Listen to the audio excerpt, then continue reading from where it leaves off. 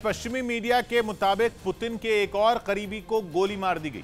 दावा किया गया कि जिस शख्स को निशाना बनाया गया उसे राष्ट्रपति पुतिन के न्यूक्लियर ब्रीफकेस को संभालने का जिम्मा मिला था और वो लंबे समय से पुतिन के भरोसेमंद रहे हैं।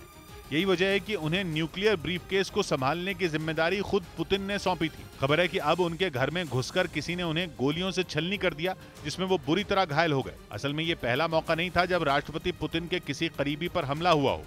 जंग की शुरुआत से लगातार कोई चुन चुनकर पुतिन के करीबी लोगों को जान से मारने पर तुला है।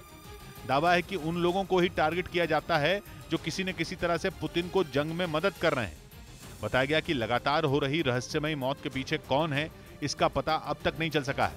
लेकिन यूक्रेन में जारी जंग में अपने लोगों को गंवाने की वजह से पुतिन बड़े संकट में घिरते जा रहे हैं। खबर है कि पुतिन के जंग में उलझे होने की वजह से उनके करीबियों की हो रही हत्या की जांच तक नहीं हो पा रही,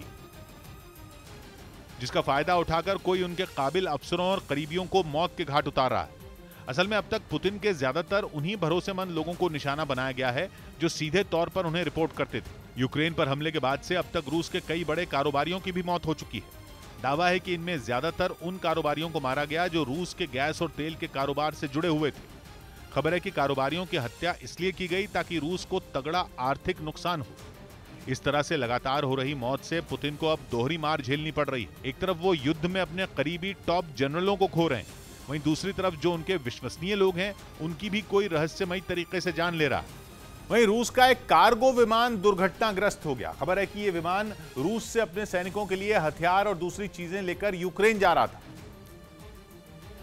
लेकिन इससे पहले कि वो यूक्रेन पहुंच पाता, रूस के रिजान शहर में विमान ने आग पकड़ ली, जिसके बाद आनन फानन में उसकी इमरजेंसी लैंडिंग की कोशिश हुई, लेकिन सारी कोशिश बेकार गई और विमान आसमान में ही आग की लपटों के बीच घिर गया। शहर के ऊपर उड़ रहे आग के गोले में तब्दील हो चुके विमान को देखकर लोग दहशत में आ गए। जैसे ही विमान जमीन पर गिरा, ऐसा लगा मानो कोई ज्वालामुखी फूटा हो। देखते ही देखते रूस का कार्गो विमान पूरी तरह जलकर राख हो गया, जबकि उससे उठने वाला काला धुआं दूर तक फैल गया। जानकारी के मुताबिक विमान में सवार 9 में 4 लोगों की मौके पर ही मौत हो गई, जबकि बाकी बचे लोग बुरी तरह झुलस गए। खबर है कि विमान उस वक्त हादसे का शिकार हुआ जब वो ईंधन भरने के बाद उड़ान भर रहा था।